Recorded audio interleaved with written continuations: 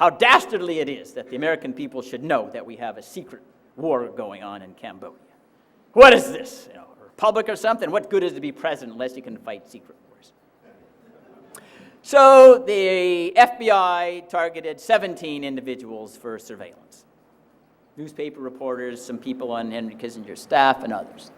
And after 3 months, they reported back to Mr. Kissinger and said, we haven't been able to discover the culprit. They got a lot of information on girlfriends and eating habits and that sort of thing, but no, they were unable to find the culprit.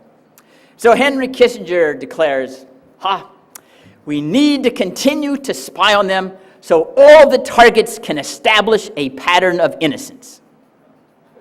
So all of the targets have the opportunity of establishing a pattern of innocence.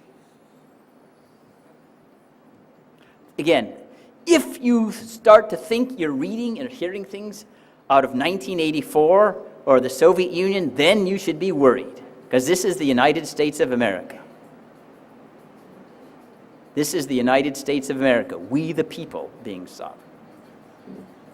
Now let's go to another element of this claimed need for emergency powers to defeat the international terrorists. Military commissions.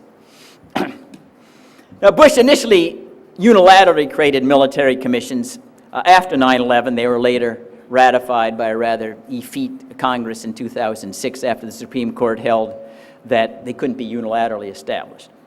Now, first we have to understand what a military commission is and why we might be a little bit jaundiced about its ability to render accurate verdicts. Number one, it combines judge, jury, and prosecutor in the single branch. Remember, the executive branch defines what a war crime is. The military commission is appointed by the president. The prosecutor is appointed by the president. The people who sit on the military commission are appointed by the president. So you have a branch sitting on its own case. That's what the Founding Fathers described, I think in Federalist 47, as the very definition of tyranny. You're not likely to have a tribunal that has accused someone of a terrorist act say, but by the way, we got it wrong. Now in a civilian court, that's why we have independent judges who have life tenure. Now there are other elements of these military commissions that are deviant from a customary notion of what justice is about. One, the defendant doesn't have a right to know all the evidence against them. You can use secret evidence. The defendant can be excluded from his own trial. And why is that? Well, hey, everybody knows they're guilty, so he doesn't have to be there, and we have to protect sources and methods. And then you can use unsworn statements and hearsay, and evidence elicited by coerced confessions or even torture. And you don't have a right to call witnesses on your behalf unless the Secretary of Defense says it wouldn't interfere with our operations in Afghanistan or elsewhere. So this is not a commission that's calculated to come up with reliable verdicts. And indeed, there have already been a couple of removals of those involved in the prosecution side for seeking to interfere with the little independence of the prosecution and commission itself. What is a civil case about? A civil case means that the defendant gets to confront evidence. He has a right to call witnesses on his own behalf. He has an independent judge, a jury that doesn't belong to the government, a requirement of proof beyond a reasonable doubt, the customary safeguards against unjust verdicts. Remember, if anything that history teaches, it's that freedom and liberty is a history of procedural protections against overreaching. That anonymous accusations, secrecy in trials almost guarantee lies, prevarications, and injustice. Just look at the Spanish Inquisition. Well, it could be said, is there a case, Mr. Fine, that we just can't try these cases in civilian court for whatever reason? And the answer, of course, is absolutely not. The cases that are slated for trial in the military commissions are ones that have been and could be tried in civilian courts. The most clear example is the war crime of providing material assistance to a terrorist organization. Now, that was a charge against David Hicks, the one only individual in the commission's entire history that's been tried there. He actually pled guilty. Now, David Hicks was sort of an Australian Che Guevara. He went over and trained in an Afghan terrorist camp in his youth. He never threatened an American at any time or any place, and he said he pled guilty and got 9 months in Australia.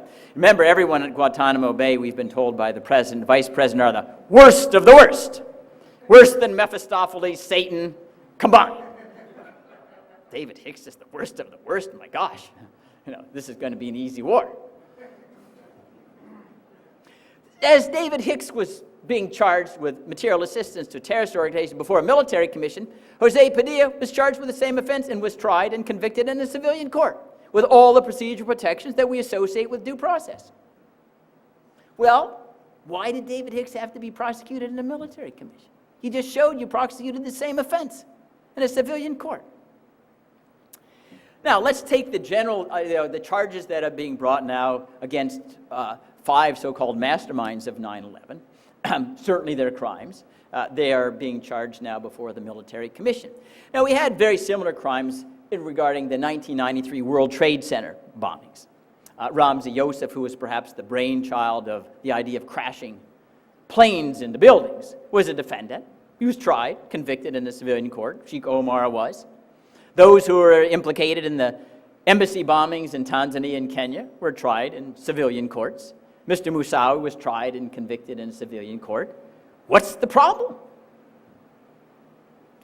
The proof should be overwhelming.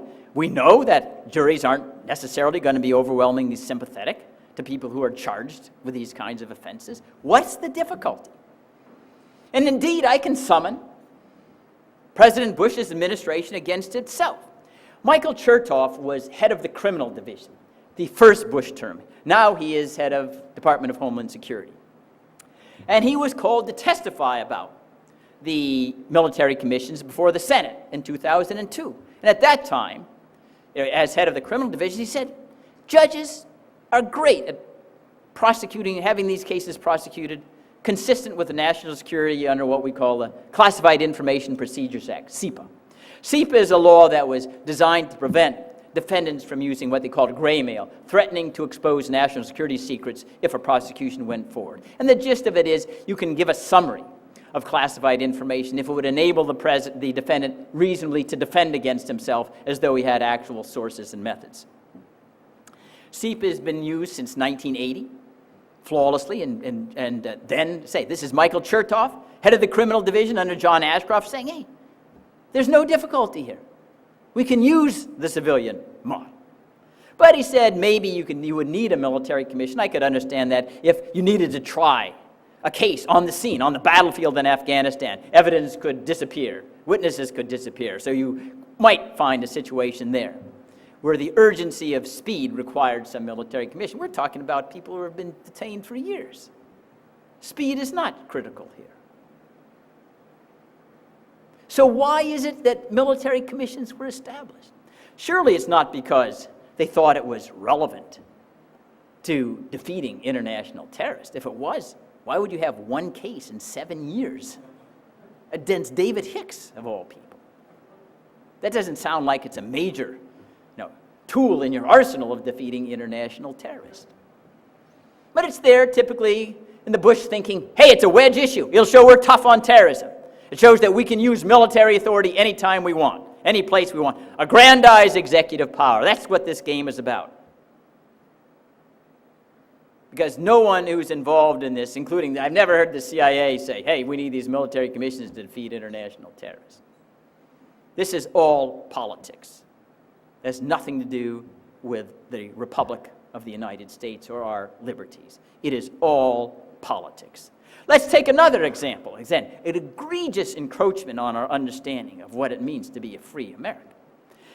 The status of an unlawful enemy combatant. Now, this is something that, again, is said to be at the core of our ability to defeat international terrorism.